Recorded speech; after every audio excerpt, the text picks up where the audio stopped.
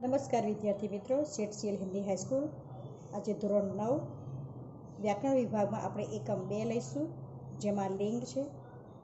લિંગ એટલે સ્ત્રીલિંગ, પુલ્લિંગ અને નપુંસકલિંગ.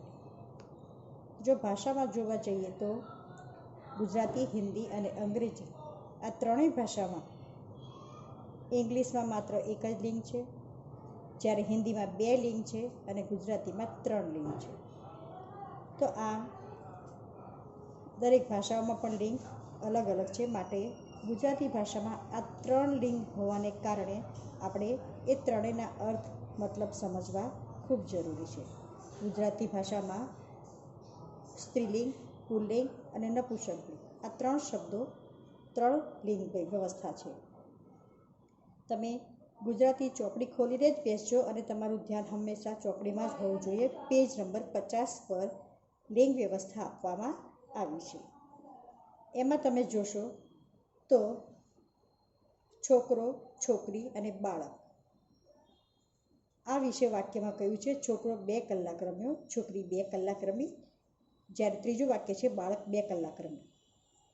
તો આ ત્રણેય માટે જુદા લિંગ વપરાયા છે. છોકરો પુલ્લિંગ થશે, છોકરી સ્ત્રીલિંગ થશે, જ્યારે બાળક છે એ નપુંસકલિંગ થશે.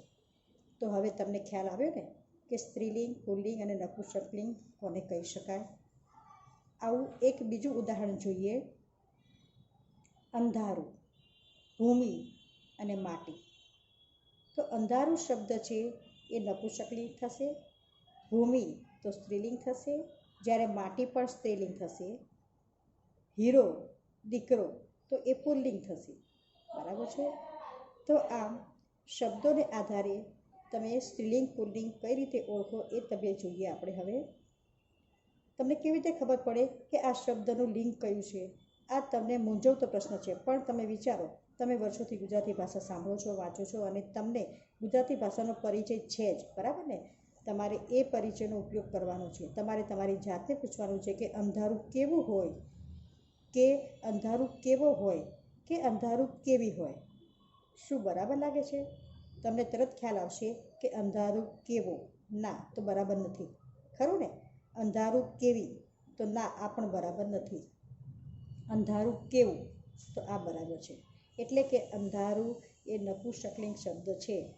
તમને આ ઉપરથી ખબર પડી હશે કે સ્ત્રીલિંગ, પુલ્લિંગ અને નપુંસકલિંગ કેવી રીતે ઓળખી શકાય. કેટલાક શબ્દોમાં આ લિંગ સ્પષ્ટ દેખાઈ આવતું હોય છે. કેવી રીતે?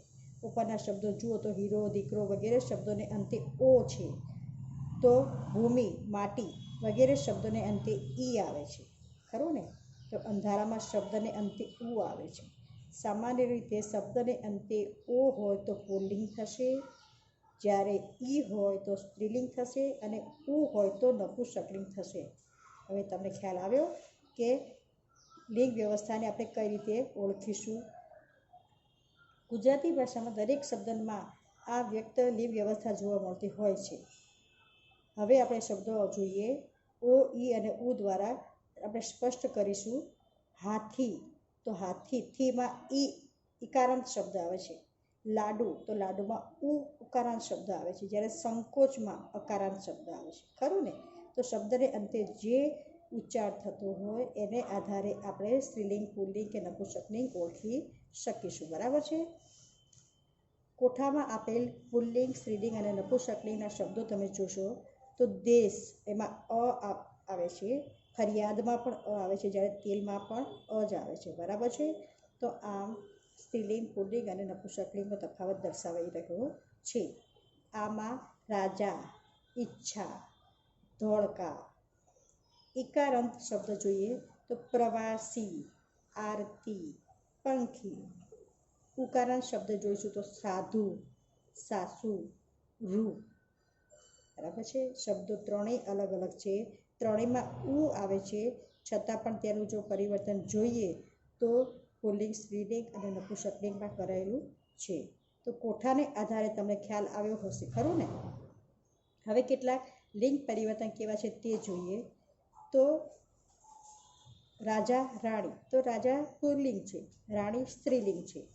નોકર, નોકરાણી, તો નોકર પુલ્લિંગ છે, નોકરાણી સ્ત્રીલિંગ છે. બરાબર છે. કોઠો, બીજો જુઓ તમે, દાસ દાસી, છોકરો છોકરી, કાકા કાકી. તો આમાં ઈ એટલે કે સ્ત્રીલિંગ છે. જ્યારે અણ આવે તો પણ સ્ત્રીલિંગ થશે. શબ્દને અંતે ઈ આવશે તો પણ સ્ત્રીલિંગ થશે. અણ, સુથારણ, સોનારણ, સિંહણ એ પણ સ્ત્રીલિંગ થશે. શેઠાણી, આણી શબ્દની પાછળ આવશે તો પણ એ સ્ત્રીલિંગ બનશે. જ્યારે ઈકા દ્વારા શબ્દને અંતે ઈકા શબ્દ આવશે તો પણ એ સ્ત્રીલિંગ બનશે. દાખલા તરીકે નાયિકા, શ્રાવિકા, બાલિકા.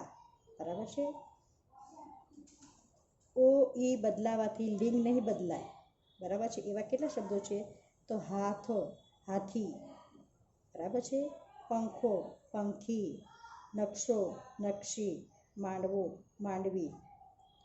આ ત્રણેય શબ્દો પુલ્લિંગ જ છે. પંખો પુલ્લિંગ છે પણ પંખી ઇકારાંત હોવા છતાં નપુંસકલિંગ છે. માંડવો પુલ્લિંગ છે અને માંડવી એ સ્ત્રીલિંગ છે. તો ઉપરોક્ત શબ્દો દેખાતી રીતે સરખા છે પણ લિંગ કે અર્થ જેવો કોઈ સંબંધ ધરાવતા નથી. ગુજરાતી ભાષાની લિંગ વ્યવસ્થા વિશે તમને પ્રાથમિક પરિચય મળ્યો. બરાબર ને? તો હવે નીચેના શબ્દો આપણે ઓળખીને વિકલ્પ પસંદ કરીશું. તો નીચે શબ્દો આપ્યા છે. દિવેલ, ખરું ને? તો એ શબ્દ શું થશે? સ્ત્રીલિંગ કે નપુંસકલિંગ, એમ તમને ખ્યાલ આવશે. બરાબર છે. તો દિવેલ હંમેશા નપુંસકલિંગ થશે. જાત્રાળુ, તો જાત્રાળુમાં પુલ્લિંગ થશે. બરાબર છે. તો આમ નીચે ઉત્તરો પણ આપ્યા છે તો તમને સમજવામાં આસાની રહેશે. તો આમ તમે હંમેશા લિંગ વ્યવસ્થા કરશો, એ બધું મહત્વનું છે. હવે આપણે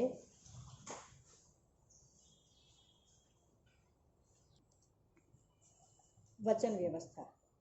વચન વ્યવસ્થામાં એક વચન અને બહુવચન ગુજરાતી ભાષામાં હંમેશા જોવા મળે છે.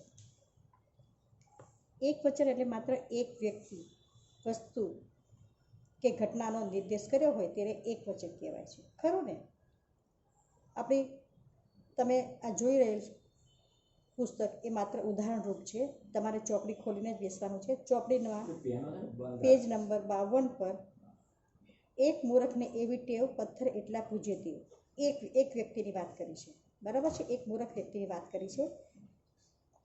બીજું વાક્ય જોઈએ તો જ્યાં જ્યાં વસે એક ગુજરાતી, ત્યાં ત્યાં સદાકાળ ગુજરાતી.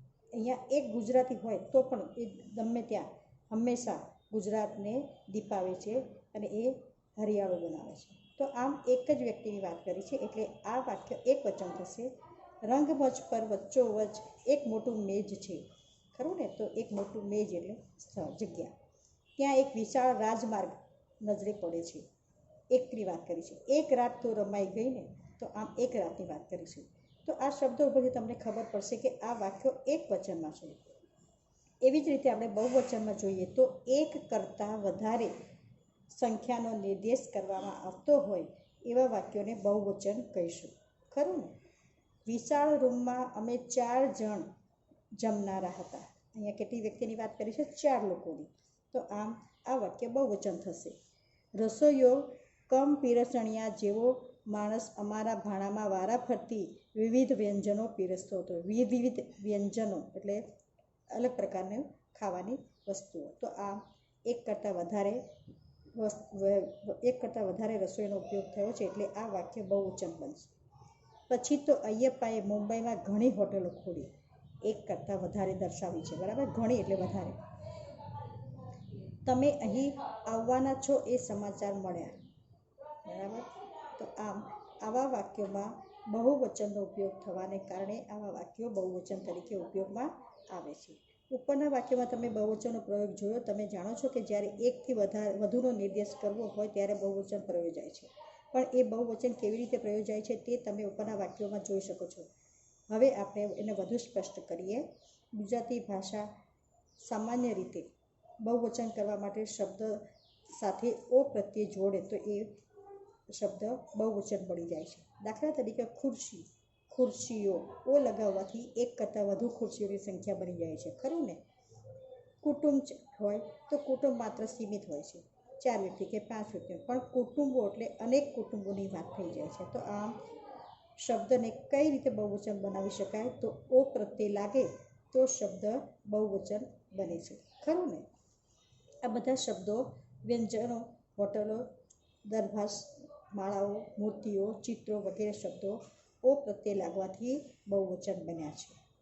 બીજું જોઈએ તો ઉપરના વાક્યમાં તમે પૂજાપા, ધાબળા વગેરે શબ્દ વાંચ્યા. તમને થશે કે અહીં બહુવચનનો કયો પ્રત્યય લાગ્યો? તો અહીં શબ્દમાં જે ફેરફાર થઈ ગયો છે તે વાત સાચી છે, પણ નીચેના શબ્દો કેટલાક જોઈએ.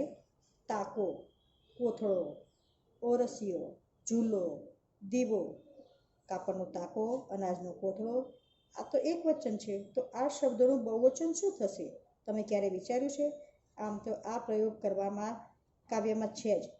એ લોકો પહેલાં કાપડના તાકા ભરી રાખે છે, એ લોકો પહેલાં ધાન્યના કોથળા ભરી સીવી રાખે છે. આ શબ્દો બહુવચન ધરાવતા શબ્દો જોઈએ. તાકો એટલે તાકા, કોથળો એટલે કોથળા.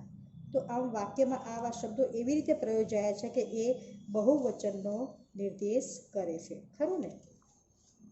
પેજ નંબર 54 ઉપર કોડિયું, પીછું, માટલું, સસલું, તણખલું આ શબ્દોમાં બહુવચનનો અર્થ ઉમેરવો હોય તો કયો પ્રત્યય લાગશે? તો ઓ. બરાબર છે? કોડિયો, પીછો વાંચવું સાંભળવું બરાબર લાગે છે? ના, કારણ કે આવા શબ્દો ક્યાંય હોતા નથી. બરાબર છે? તો આ પુલ્લિંગ ઓકાર તો શબ્દમાં ઓને સ્થાને આ પ્રત્યય મૂક્યો, તે જ રીતે અહીં ઉકારાંત શબ્દમાં ઉ સ્વરને સ્થાને આ પ્રત્યય આવશે તો અહીં ઉકારાંત નપુંસકલિંગ શબ્દ બની જાય, બહુવચન બનશે. બરાબર? દાખલા તરીકે કોડિયું, તો કોડિયા યા શબ્દ લાગવાથી એ આપણને બહુવચન દર્શાવે છે. સસલું, તો સસલું એક વચન છે, જ્યારે સસલા બહુવચન થશે, ખરું ને? તો આમ એક વચન અને બહુવચનમાં તમને ખ્યાલ આવી ગયો હશે. નીચે જુઓ. મગનની જમીનમાં મબલખ પાક પાક્યો. વર્ષે દહાડે 5-7 લાખ જાત્રાળુ હિન્દુસ્તાનના ખૂણે ખૂણેથી આવે. તો આમ શબ્દની નીચે જે લીટી કરેલી છે એ શબ્દોને તમારે એક વચન કે બહુવચન છે એ તમારે ઓળખાવાના રહેશે. તમારા ગામમાં 2 રાત તો રમવાના છીએ, તો 2 રાત શબ્દનો ઉલ્લેખ થયો છે એટલે હવે તમને ખ્યાલ આવશે કે એ બહુવચન હશે. બરાબર? તો આમ એક વચન અને બહુવચન શબ્દો તમે કઈ રીતે અલગ કરશો? ખ્યાલ આવી ગયો ને?